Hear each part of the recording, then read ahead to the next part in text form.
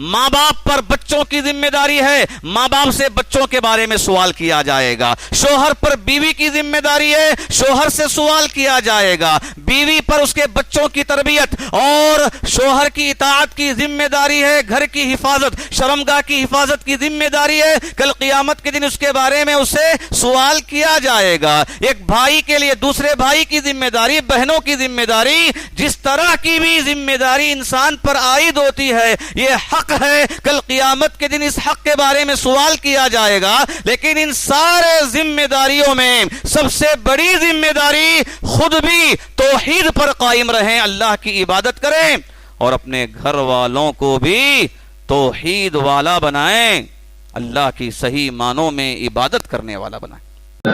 واشهد ان محمدا عبده ورسوله يا ايها الذين امنوا اتقوا الله حق تقاته ولا تموتن الا وانتم مسلمون يا ايها الناس اتقوا ربكم الذي خلقكم من نفس واحده وخلق منها زوجها وبث منهما رجالا كثيرا ونساء واتقوا الله الذي تساءلون به والأرحام إن الله كان عليكم رقيبا يا أيها الذين آمنوا اتقوا الله وقولوا قولا سديدا يصلح لكم أعمالكم ويغفر لكم ذنوبكم ومن يطع الله ورسوله فقد فاز فوزا عظيما فإن أصدق الحديث كتاب الله وخير الهدي هدي محمد صلى الله عليه وسلم وشر الأمور محدثاتها وكل محدثة بدعة وكل بدعة ضلالة وكل ضلالة في النار عن أبي هريرة رضي الله تعالى عنه أن رسول الله صلى الله عليه وسلم قال لتؤدن الحقوق إلى أهلها يوم القيامة حتى يقاد للشاة الجلحاء من الشاة القرناء رواہ مسلم۔ معزز حاضرین، پردہ نشین خواتین، ہر قسم کی تعریف، توصیف، بڑائی، کبریائی اس اللہ وحدہ لا شریک کے لائق ہے جس نے انسانوں اور جنوں کو اس کی عبادت کے لیے پیدا کیا ہے۔ کائنات کی ہر چیز اللہ کی عبادت میں ہے، اللہ کی بندگی چاہتے ہوئے نہ چاہتے ہوئے لوگ کر رہے ہیں۔ لاکھوں درود و سلام اللہ کے سارے انبیاء پر، خصوصاً آخری نبی محمد مصطفیٰ صلی اللہ علیہ وسلم پر، جن پر جو حق عائد کیا گیا تھا انہوں نے اس حق کو ادا کیا۔ نبوت کی ذمہ داری، رسالت کی ذمہ داری کو انہوں نے پورے طور پر ادا کیا۔ معزز حاضرین، آج کے اس جمعہ میں آپ کے سامنے جو بات مجھے کرنی ہے اس کا تعلق ہے کہ انسانوں پر بہت سارے حقوق ضروری ٹھہرتے ہیں اور حقوق کو ادا کرنا انسان کی ذمہ داری ہے۔ تو حق کو ادا کرنا کیوں ضروری ہے؟ جو بندے پر حق لازم آتے ہیں تو ان حقوق کو ادا کرنا بندے کے لیے کیوں ضروری ہے، اس پر انشاءاللہ ہم گفتگو کریں گے۔ سب سے پہلی بات یہ ہے کہ ہر انسان پر بہت ساری چیزوں کے حق ضروری ٹھہرتے ہیں، لازم آتے ہیں، اور اس کی مثال ہمیں حدیث میں ملتی ہے۔ حدیث میں ایک واقعہ بیان کیا گیا ہے دو صحابہ کا۔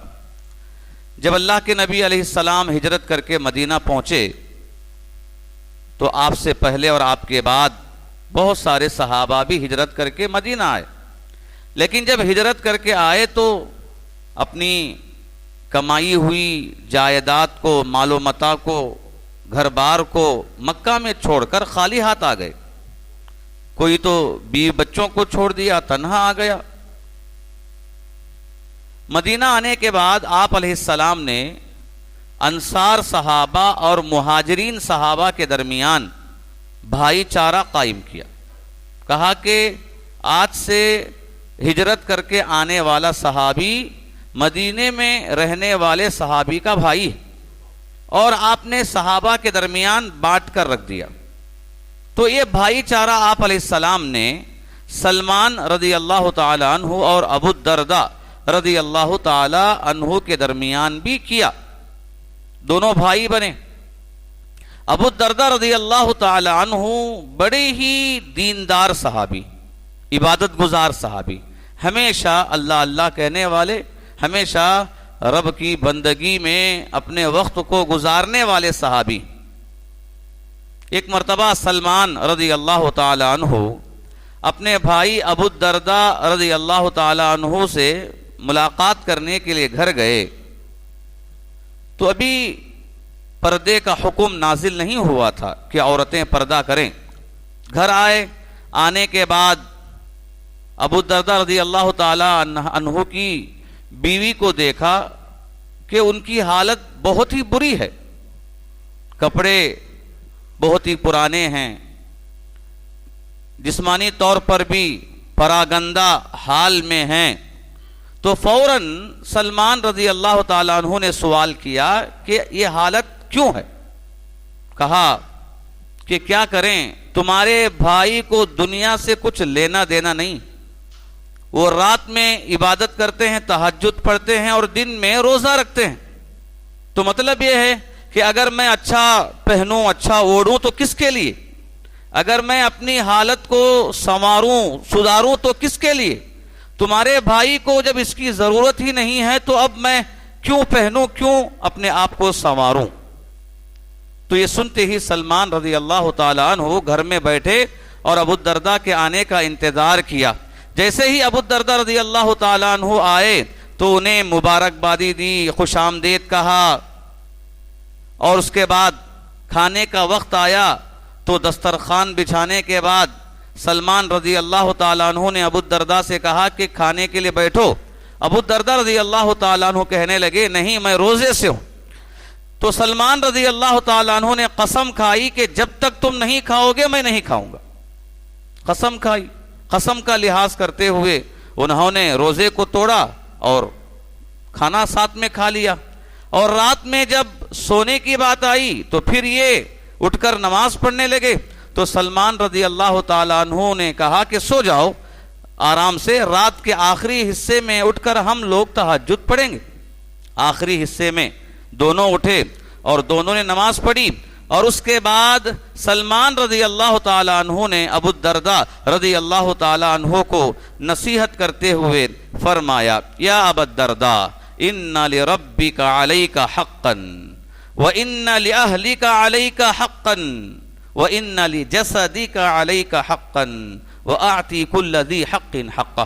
اے ابو الدرداء، بے شک تم پر تمہارے رب کا بھی حق ہے، تم پر تمہارے گھر والوں کا حق ہے، تم پر تمہارے جسم کا حق ہے، اور ہر ایک کے حق کو تم ادا کرو. نصیحت کی، ہر ایک کے حق کو ادا کرو. صبح کی نماز کے لیے جب گئے مسجد، اللہ کے نبی سے ملاقات کیے اور یہ سارا واقعہ سنایا. کہا کہ انہوں نے میرا روزہ توڑوا دیا اور انہوں نے مجھے رات میں نماز پڑھنے نہیں دیا، سلا دیا اور آخری وقت میں اٹھایا اور یہ باتیں بتائیں. کہا کہ رب کا بھی حق ہے، گھر والوں کا حق ہے، جسم کا حق ہے، ہر ایک کے حق کو تم ادا کرو. یہ سنتے ہی اللہ کے نبی علیہ السلام نے بھی کہا کہ سلمان کی باتیں سچ ہیں، یہ سارے حقوق ادا کرنا ضروری ہے. تو اس حدیث سے بات معلوم ہوتی ہے کہ ایک انسان پر بہت سارے حقوق آتے ہیں.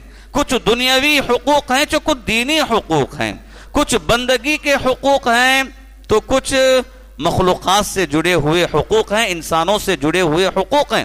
اور ہر ایک کے حق کو ادا کرنا ضروری ہے. کیوں ضروری ہے؟ اس لیے ضروری ہے کہ اگر بندہ دنیا میں کوئی حق ادا نہیں کرتا تو کل قیامت کے دن اسے ادا کرنا پڑے گا. اگر دنیا میں اگر اس پر کوئی حق لازم آتا ہے، ضروری ٹھہرتا ہے، اگر وہ ادا نہیں کرے گا، چاہے وہ دین سے متعلق ہو، دنیا سے متعلق ہو، عبادت سے متعلق ہو، معاملات سے متعلق ہو، اگر کوئی حق ادا نہیں کرتا تو کل قیامت کے دن ادا کرنا ہوگا. اور اس کی وضاحت آپ علیہ السلام نے حدیث میں کی. حدیث کے راوی ابو ہریرہ رضی اللہ تعالی عنہ ہیں، کہتے ہیں لَتُؤَدَّنَّ الْحُقُوقُ إِلَىٰ أَهْلِهَا يَوْمَ الْقِيَامَةِ، قیامت کے دن ہر حق والے کو اس کا حق دلایا جائے گا. جس کا بھی حق دنیا میں باقی رہ گیا ہے وہ حق کل قیامت کے دن دلایا جائے گا. اور آپ علیہ السلام نے فرمایا حَتَّى يُقَادَ لِلشَّاةِ الْجَلْحَاءِ مِنَ الشَّاةِ الْقَرَنَاءِ، یہاں تک کہ سینگ والی نے اگر بغیر سینگ والی کا حق مارا ہے یا اس کا حق باقی ہے تو کل قیامت کے دن بغیر سینگ والی کو بکری کو بھی حق دیا جائے گا. اگر سینگ والی بکری نے دنیا میں بغیر سینگ والی بکری کو مارا ہے تو کل قیامت کے دن بغیر سینگ والی بکری کا حق وہاں اسے دلایا جائے گا.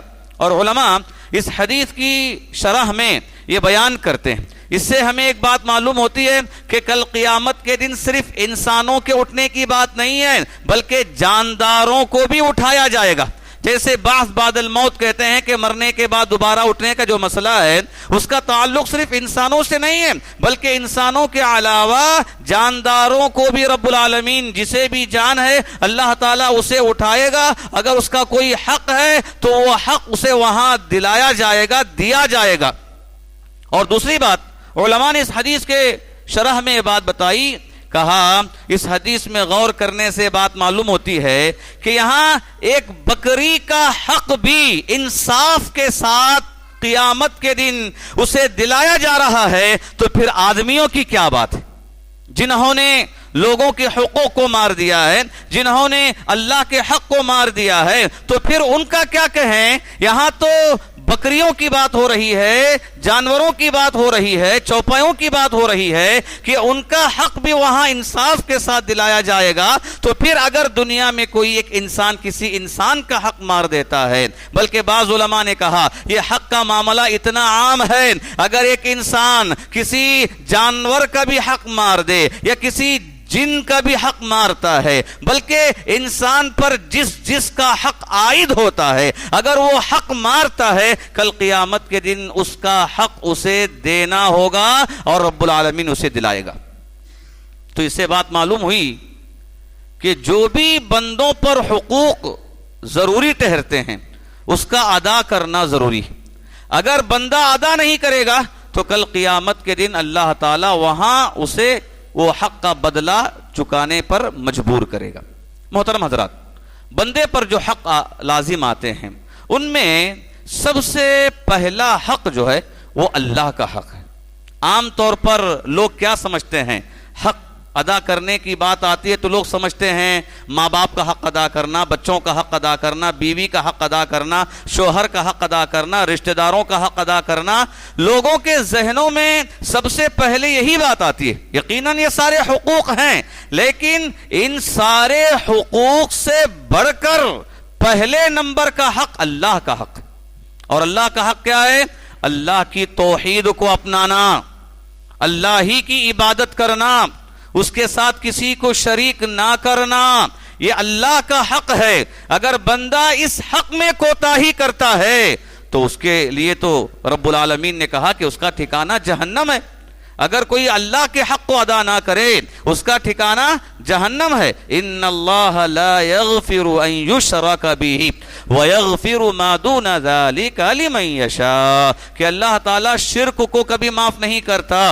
شرک کے علاوہ اگر کوئی گناہ انسان سے سرزد ہو جاتے ہیں تو جس کے چاہے اللہ معاف کر دیتا ہے. تو گویا کہ رب العالمین نے بتایا اللہ کا پہلا حق اللہ کی بندگی، اللہ کی توحید کو اپنانا ہے. اگر بندہ اس میں کوتاہی کرتا ہے، اس حق کو ادا نہیں کرتا تو اس کا ٹھکانہ جہنم ہے. قرآن مجید میں رب العالمین نے اس حق کی طرف نشاندہی کرتے ہوئے فرمایا یا ایھا الذین آمنوا اتقوا اللہ حق حق تقاتہ، اے ایمان والو تقوی اختیار کرو، اللہ کا تقوی اختیار کرو جیسا کہ اس کے تقوی اختیار کرنے کا حق ہے. یہ حق ہے، یہ تقوی اختیار کرو جیسا کہ اس کا تقوی اختیار کرنے کا حق ہے. اور اس کے بعد رب العالمین نے کیا فرمایا؟ یاد رکھو کہ تم مرو بھی تو اسلام کی حالت میں مرو، تمہاری موت آئے اسلام کی حالت میں آئے. وَلَا تَمُوتُنَّ إِلَّا وَأَنْتُمْ مُسْلِمُونَ، کہ تم مرو تو اسلام کی حالت میں مرو. تو گویا کہ یہ بنیادی حق ہے، پہلا حق ہے. رب العالمین نے اسی لیے فرمایا وَمَا خَلَقْتُ الْجِنَّ وَالْإِنسَ إِلَّا لِيَعْبُدُونَ، ہم نے انسانوں اور جنوں کو ہماری عبادت کے لیے پیدا کیا. محترم حضرات، انسان کی زندگی میں جتنے بھی حقوق آتے ہیں ان میں پہلا حق اللہ کی بندگی، کیونکہ انسان کی پیدائش کا مقصد وہی ہے. رب العالمین نے اسی لیے پیدا کیا. اور انسان کو پیدا کرنا، پھر انسان کو مارنا، موت دینا، اس کا فیصلہ بھی رب العالمین نے اسی لیے کیا ہے تاکہ بعد میں دیکھیں، جانچیں کہ کس نے کتنی عبادت کی اور کس نے کیسی عبادت کی ہے. الذی خلق الموت والحیات لیبلوکم ایکم احسن عملا، بابرکت ہے وہ ذات جس نے موت اور حیات کو، زندگی کو پیدا کیا ہے یہ دیکھنے کے لیے کہ تم میں عمل کرنے میں کون اچھا ہے. مقصد بتا دیا گیا، پیدا کرنے کا مقصد اور موت دینے کا مقصد یہ جانچنا ہے، دیکھنا ہے کہ عمل کرنے میں تم میں کون اچھا ہے، کس نے صحیح عمل کیا، اخلاص کے ساتھ کس نے عمل کیا کہ نہیں کیا. اور دیکھیے، اور یہ بنیادی جو مقصد ہے اس کے ذکر میں رب العالمین نے ہمیں کہا وَاعْبُدْ رَبَّكَ حَتَّى يَأْتِيَكَ الْيَقِينَ، تم اپنے رب کی عبادت کرو موت آنے تک. گویا کہ یہ حق انسان کی زندگی میں آخری لمحے تک، آخری دم تک لگا رہتا ہے.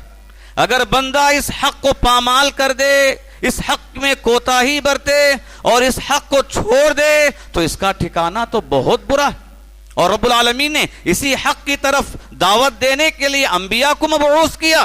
لوگوں نے نبیوں کی دعوت کو قبول کیا اور اس حق کو ادا کرنے کے لیے. معاذ رضی اللہ تعالیٰ عنہ ایک مرتبہ اللہ کے نبی علیہ السلام کے ساتھ بیٹھے ہوئے تھے پیچھے سواری میں. تو آپ علیہ السلام نے پوچھا کہ اے معاذ، کیا تم جانتے ہو بندوں پر اللہ کا کیا حق ہے؟ کہا اللہ اور اس کے رسول بہتر جانتے ہیں. پھر یہی سوال دوسرے انداز میں کیا، کیا تم جانتے ہو اللہ پر بندوں کا کیا حق ہے؟ کہا اللہ اس کے رسول بہتر جانتے ہیں. تو آپ علیہ السلام نے فرمایا بندوں پر اللہ کا حق یہ ہے کہ بندے صرف اسی کی عبادت کریں، اس کے ساتھ کسی کو شریک نہ کریں. صرف اسی کی عبادت کرنا یہ اللہ کا حق ہے بندوں پر.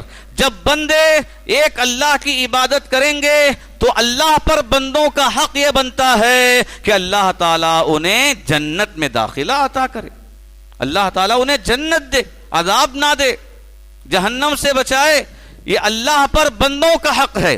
تو گویا کہ آپ علیہ السلام نے معاذ رضی اللہ تعالی عنہ کو نصیحت کرتے ہوئے فرمایا کہ بندوں پر اللہ کا حق یہ بنتا ہے کہ بندے اللہ ہی کی عبادت کریں. محترم حضرات، قرآن مجید میں رب العالمین نے اس حق کی طرف رہنمائی کرتے ہوئے ہمیں کئی جگہ پر حکم دیا. رب العالمین نے فرمایا وَاعْبُدُوا اللَّهَ وَلَا تُشْرِكُوا بِهِ شَيْئًا وَبِالْوَالِدَيْنِ إِحْسَانًا، کہ تم اللہ کی عبادت کرو، اس کے ساتھ کسی کو شریک نہ کرو اور والدین کے ساتھ حسن سلوک کرو. دیکھیے، بندوں کے حقوق بتانے سے پہلے اللہ نے اپنا حق بتایا کہ بندوں پر یہ حق ہے کہ وہ اللہ کی عبادت کرے. ایک اور آیت میں رب العالمین نے فرمایا وَقَضَى رَبُّكَ أَلَّا تَعْبُدُوا إِلَّا إِيَّاهُ وَبِالْوَالِدَيْنِ إِحْسَانًا، تمہارے رب نے یہ فیصلہ کر دیا ہے کہ تم اسی کی عبادت کرو اور تم والدین کے ساتھ حسن سلوک کرو. ایک اور آیت کریمہ میں رب العالمین نے کہا قُلْ تَعَالَوْا اُتْلُ مَا حَرَّمَ رَبُّكُمْ عَلَيْكُمْ اللہ تشرکوا بہ شیئا وبالوالدین احسانا، کہا کہ اے نبی آپ لوگوں کو بلائیے آپ بتائیے، آئیے میں تمہیں بتاتا ہوں تلاوت کر کے، میں تمہیں پڑھ کر سناتا ہوں کہ تمہارے رب نے تم پر کیا کیا چیزیں حرام کیا۔ اللہ کے نبی سے خطاب کرتے ہوئے رب العالمین نے یہ آیت نازل کی اور کہا کہ تم بتاؤ لوگوں کو رب العالمین نے یہ حرام کیا ہے کہ اس کے ساتھ کسی کو شریک نہ کیا جائے، توحید کو اپنایا جائے، اللہ کو تنہا سمجھا جائے، اور والدین کے ساتھ حسن سلوک کیا جائے۔ وَلَا تَقْتُلُوا أَوْلَادَكُم مِّنْ إِمْلَاقٍ نَحْنُ نَرْزُقُكُمْ وَإِيَّاهُمْ، اور تم اپنے بچوں کو کھلانے پلانے کے ڈر سے مت مارو، ہم ہی ہیں جو تمہیں بھی کھلاتے ہیں اور انہیں بھی کھلاتے ہیں۔ تو رب العالمین نے یہاں پر اس بات کی وضاحت کیا، بندوں کے جتنے بھی حقوق لوگوں پر ایک دوسرے کے حق جو لازم آتے ہیں، ان سارے حق پر سب سے اعلیٰ حق اللہ کا، اللہ کی بندگی کرنا، اللہ کی توحید کو اپنانا، وحدانیت کو اختیار کرنا، اس کا اقرار کرنا۔ جیسے رب العالمین نے اس حق کی طرف نشاندہی کرتے ہوئے فرمایا وَجَاهِدُوا فِي اللَّهِ حَقَّ جِهَادِهِ، کہا کہ تم اللہ کے معاملے میں محنت کرو، کوشش کرو جیسا کہ محنت کرنے کا حق ہے، یہ حق ہے یہ۔ اور اللہ کے معاملے میں محنت کا کیا مطلب ہے؟ اللہ کی بندگی، اللہ کی عبادت و اطاعت، اللہ کی فرما برداری کرنے میں تم محنت کرو، یہ حق ہے تم پر، اور کل قیامت کے دن اس حق کے بارے میں سوال ہوگا۔ محترم حضرات، قرآن مجید میں رب العالمین نے ایمان والوں سے خطاب کرتے ہوئے فرمایا یا ایھا الذین آمنوا قوا انفسکم واہلیکم نارا، اے ایمان والو تم اپنے آپ کو جہنم کی آگ سے بچاؤ اور اپنے گھر والوں کو جہنم کی آگ سے بچاؤ۔ کیا جہنم کی آگ سے بچانے کا مطلب یہ ہے جو جہنم میں گر رہا ہے ہم اس کے دامن کو پکڑ کر کھینچیں، اس کی کمر کو پکڑ کر کھینچیں؟ جہنم میں گرنے والے کو بچانے کا مطلب کیا ہے کہ تم اللہ کی عبادت کرو جس سے جہنم سے بچ جاؤ، اور اپنے بچوں کو اللہ کی عبادت کرنے والا بناؤ، اللہ کی اطاعت و فرما برداری کرنے والا بناؤ، اس سے تمہارے بچے بھی جہنم سے بچ جائیں گے۔ اور یہاں پر دیکھیے رب العالمین نے یہ حق بتایا، یہ حق ہے، اپنے آپ کو بھی جہنم کی آگ سے بچاؤ، یہ تمہارا حق ہے، تم پر تمہاری ذمہ داری، اور اپنے بچوں کو، گھر والوں کو جہنم کی آگ سے بچاؤ، یہ تم پر حق ہے، یہ ذمہ داری ہے تمہاری۔ اور کل قیامت کے دن اس ذمہ داری کے بارے میں سوال ہوگا۔ اللہ کے نبی علیہ السلام نے اس مسئلے کی وضاحت کرتے ہوئے فرمایا کلکم راعٍ وکلکم مسئول عن رعیتہ، تم میں کا ہر ایک ذمہ دار ہے، اور کل قیامت کے دن ہر ذمہ دار کو اس کے ذمہ داری کے بارے میں سوال کیا جائے گا۔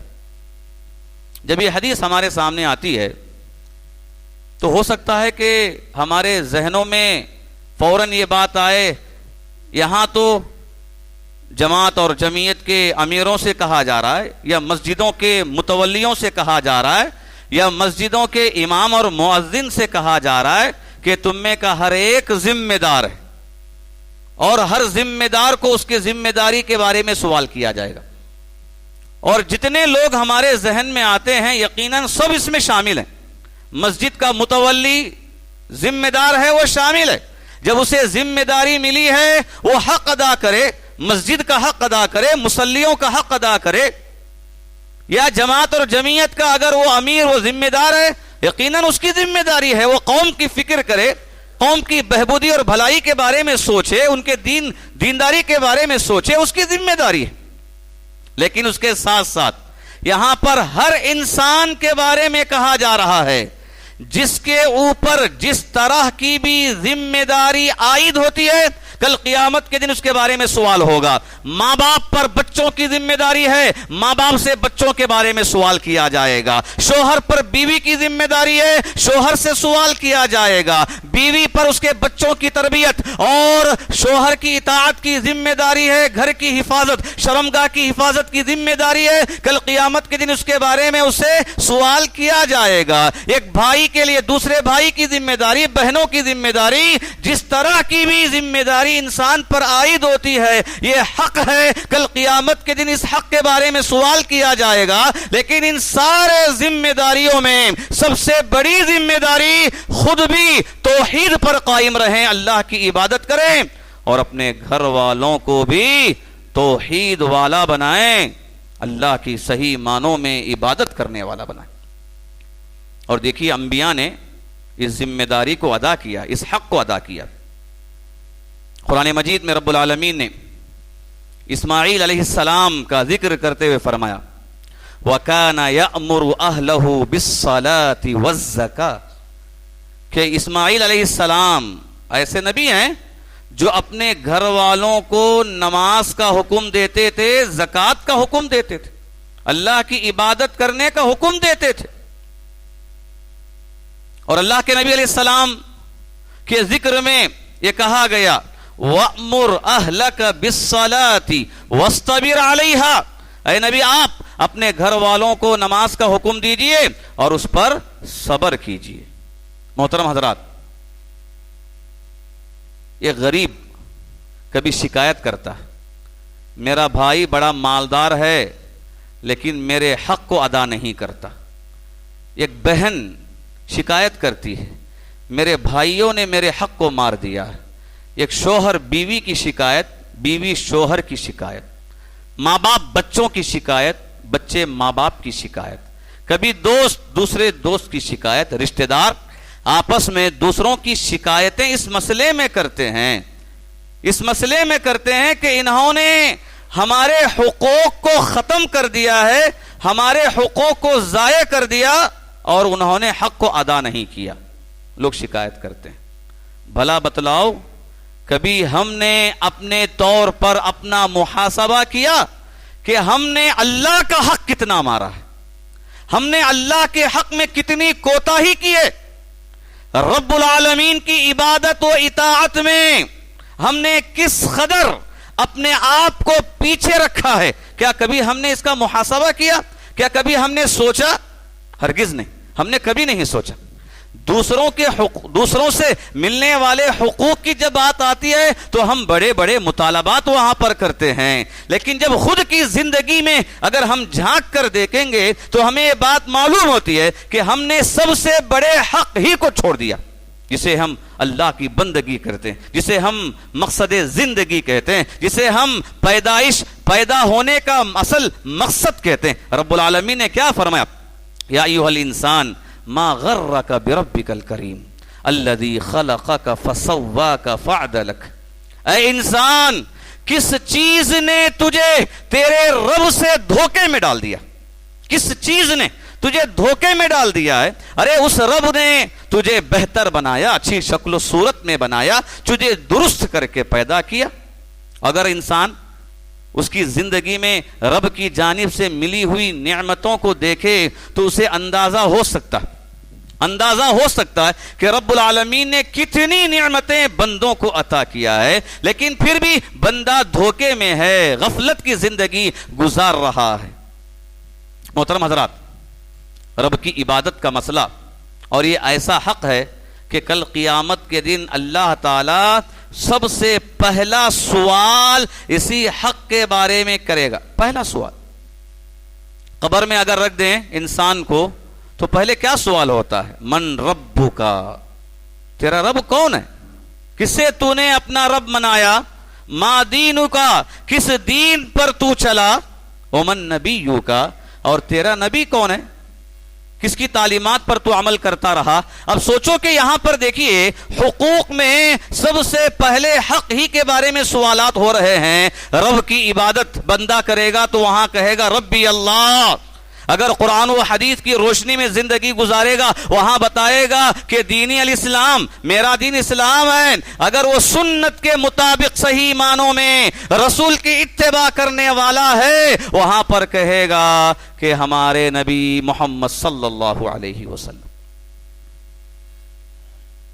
اور کوتاہی کا انجام اگر انسان اندازہ کرنا ہے کہ ہم کتنا رب کی عبادت کر رہے ہیں، رب کے حق کو کتنا ہم ادا کر رہے ہیں، اگر ہم میں سے ہر ایک اگر اس بات کا محاسبہ کرنا چاہے، جائزہ لینا چاہے، تو اس کے سامنے ایک عبادت ہے جسے ہم نماز کہتے ہیں.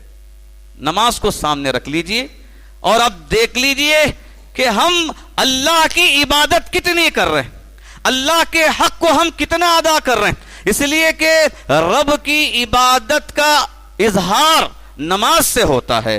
ایمان لانے کے بعد، کلمہ پڑھنے کے بعد عبادت کے ذریعے جو بندگی کا اظہار ہو، اطاعت کا اظہار ہو، تو سب سے پہلے نماز کے ذریعے یہ چیز ظاہر ہوتی.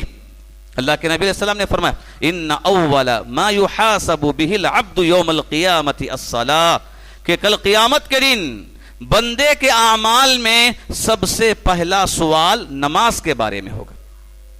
عمر رضی اللہ تعالیٰ عنہ نے کہا اگر کسی بندے کی دین کو دیکھنا ہے تو اس کی نماز کو دیکھ لو، اس کی نماز جتنی ہے اس کا دین اتنا ہے. گویا کہ اس کی نماز جیسی ہے اس کا دین ویسا ہے. اور عمر رضی اللہ تعالیٰ عنہ باقاعدہ جب عمراء کے نام خط لکھتے تو خط کے اندر سیاسی طور پر جو جو مسائل ہوتے ہیں سارے مسائل کی طرف رہنمائی کرتے ہوئے آخر میں یہ کہتے کہ نماز کی پابندی ہو، نماز کی پابندی ہو. اور اللہ کے نبی علیہ السلام نے یہی کہا تھا آخری وقت میں بھی الصلاۃ الصلاۃ وما ملکت ایمانکم، نماز کی پابندی ہو، نماز کی پابندی ہو، اور جو تمہارے ماتحت کے لوگ ہیں ان کے ساتھ حسن سلوک ہو اور ان کی صحیح خدمت ہو. محترم حضرات، آج کا یہ زمانہ جس قدر پرفتن ہے انسانوں کے لیے، اور دین میں کمزوری، دین سے دوری پیدا کرنے کے جیسے کچھ اسباب انسان کے اندر آ رہے ہیں، تو اس کا نتیجہ یہ ہے کہ آج ہم لوگ اللہ کے حق کو ادا کرنے سے غافل ہیں، اللہ کے حق کو پامال کر کے زندگی گزار رہے ہیں. رب العالمین نے کہا اقترب للناس حسابهم وهم فی غفلۃ معرضون، لوگوں کے لیے حساب کی گھڑی قریب آ گئی ہے لیکن پھر بھی لوگ غفلت میں زندگی گزار رہے ہیں. یقیناً یہ غفلت کا نتیجہ ہے کہ آج ہماری مسجدیں خالی ہیں، غفلت کا نتیجہ ہے کہ آج ہمارے گھروں کے اندر نمازوں کا اہتمام، قرآن مجید کی تلاوت کا اہتمام نہیں ہوتا ہے، اور یہ غفلت کا نتیجہ ہے کہ ہم اپنے بچوں کی تربیت بھی دینی تربیت کرنے سے رہ گئے ہیں. یہ غفلت کا نتیجہ ہے کہ ہمیں اپنے پیدائشی مقصد ہی کو بھلا کر رکھ دیا ہے. ہمیں یہ خود احساس نہیں کہ ہم کیوں آئے ہیں دنیا میں. دیکھیے اگر رب کی عبادت کرنی ہے تو اللہ تعالیٰ نے بہت سارے مخلوقات کو پیدا کیا، بہت سارے مخلوقات عبادت کرنے میں. مخلوقات میں فرشتے اتنی تعداد میں ہیں، اتنی تعداد میں کہ ہم اندازہ نہیں کر سکتے کہ فرشتوں کی تعداد کتنی. جیسا کہ حدیث کے اندر کہا گیا کہ کعبۃ اللہ کے برابر آسمان میں ایک اور کعبۃ اللہ، بیت معمور جسے کہتے ہیں، اگر ایک فرشتہ طواف کرنے کے لیے اس میں اترتا ہے تو ایک چکر پورا ہو کر دوسرا چکر کرنے کا موقع اسے دوبارہ نہیں ملتا. اتنی تعداد میں فرشتے طواف کرنے کے لیے اس میں اترتے ہی رہتے ہیں، اترتے ہی رہتے. اتنی بڑی تعداد فرشتوں کی ہے، آسمانوں میں ہے، زمین میں ہے، ہر جگہ پر فرشتوں کی تعداد ہے. فرشتوں کے علاوہ اگر ہم دیکھیں یہ جو چرند پرند ہیں، درخت ہیں، سب کے بارے میں یہ کہا گیا کہ سب کے سب اللہ کی تسبیح بیان کر رہے ہیں. سب کے سب، ہر ایک، کوئی ایسا نہیں ہے جو اللہ کی تسبیح بیان نہ کرتا ہو، اللہ کی عبادت نہ کرتا ہو. ہر ایک عبادت میں، یہاں تک کہ قرآن نے کہا جو سایہ پڑتا ہے، سایہ، چاہے سایہ اگر سورج مشرق سے نکلتا ہے تو مغرب کی طرف پڑے، یا مغرب میں جب سورج جاتا ہو تو مشرق کی طرف سایہ آئے، تو قرآن نے کہا دراصل یہ سایہ بھی سجدہ کرتا ہے. معلوم ہوا کہ کوئی چیز عبادت سے خالی نہیں ہے، ہر ایک اللہ کی تسبیح میں ہے، اللہ کی یاد میں، اللہ کے ذکر میں ہے، تو ان میں انسان بھی شامل ہے. لیکن کسی مخلوق کے بارے میں یہ بات نہیں ہے کہ یہ مخلوق غافل ہے، یہ مخلوق اللہ کے حق کو ادا نہیں کر رہی ہے، یہ مخلوق اللہ کی اطاعت میں یا اللہ کے ذکر میں غافل ہے۔ اگر کسی مخلوق کے بارے میں یہ بات ہے تو یہ وہ مخلوق ہے جو اپنے آپ کو اشرف کہتا ہے، اشرف المخلوقات کہتا ہے، جو اپنے آپ کو دوسرے مخلوقات سے بہتر بناتا ہے۔ یقیناً ہم بہتر ہیں، دوسرے مخلوقات کے مقابلے میں ہمارا بڑا مقام ہے، رب العالمین نے ہمیں اشرف بنایا ہے، جتنے مخلوقات کائنات میں ہیں یقیناً ہمارا ایک بڑا مقام ہے ان کے مقابلے میں، لیکن ہم نے اپنے مقصد کو بھلا دیا، اور وہ بنیادی مقصد رب کی بندگی کرنا، اللہ کی اطاعت کرنا اور اللہ کے حق کو ادا کرنا۔ یاد رکھیے محترم حضرات، اگر ہم یہ حق ادا نہیں کریں گے تو قبر کے اندر بھی ہمارے لیے تاریکی ہی تاریکی ہے، اور کل قیامت کے دن بھی ہمارے لیے عذابات ہیں۔ رب العالمین نے فرمایا وَمَنْ أَعْرَضَ عَنْ ذِكْرِي فَإِنَّ لَهُ مَعِيشَةً ضَنْكَ وَنَحْشُرُهُ يَوْمَ الْقِيَامَةِ أَعْمَى۔ اگر کوئی مجھے یاد نہیں کرتا، میرے ذکر سے اعراض کر دیتا ہے، اور ذکر سے مراد آپ سبحان اللہ الحمدللہ پڑھنا لیجئے، یا اللہ کو پکارنا دعا کرنا لیجئے، یا ذکر سے مراد اللہ کی بندگی کرنا لیجئے، تو ذکر میں ساری چیزیں شامل ہیں۔ جو مجھے یاد نہیں کرتا، میرے ذکر سے اعراض کرتا ہے، رب العالمین نے کہا ہم اس کی زندگی کو تنگ کر دیں گے، اس کی معیشت کو تنگ کر دیں گے، اور کل قیامت کے دن وہ اندھا اٹھے گا۔ یہ عذاب بتایا گیا حق کو ادا نہ کرنے کا۔ الغرض ہمیں اس بات کو یاد رکھنا چاہیے، ہم پر بہت سارے حقوق لازم آتے ہیں، ان میں پہلا بنیادی اور بڑا حق اللہ کی بندگی ہے، اللہ کی اطاعت ہے، توحید کو اپنانا ہے، شرک سے اپنے آپ کو بچانا ہے، ہر کام اللہ کے لیے کرنا ہے۔ اگر یہ حق ہم ادا کریں گے تو ضرور بضرور اللہ تعالی ہماری برزخی زندگی اور اخروی زندگی میں کامیابی عطا کرے گا، اور نعمتوں والی زندگی ہماری بنائے گا۔ اللہ تعالیٰ سے دعا کرتے ہیں کہ اللہ تعالیٰ مرتے دم تک اس کی عبادت کرنے کی توفیق عطا فرمائے۔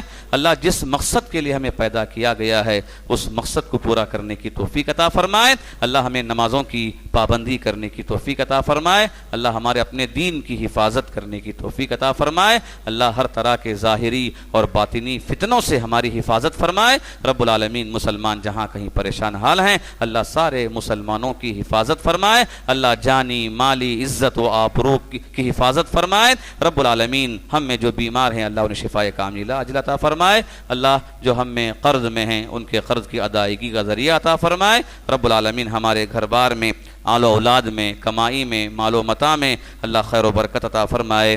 آمین۔ بارک اللہ لنا ولکم فی القرآن المجید ورفعنا وإیاکم بالآیات والذکر الحمید، انہ تعالی جواد کریم ملک بر رؤوف رحیم رب حلیم۔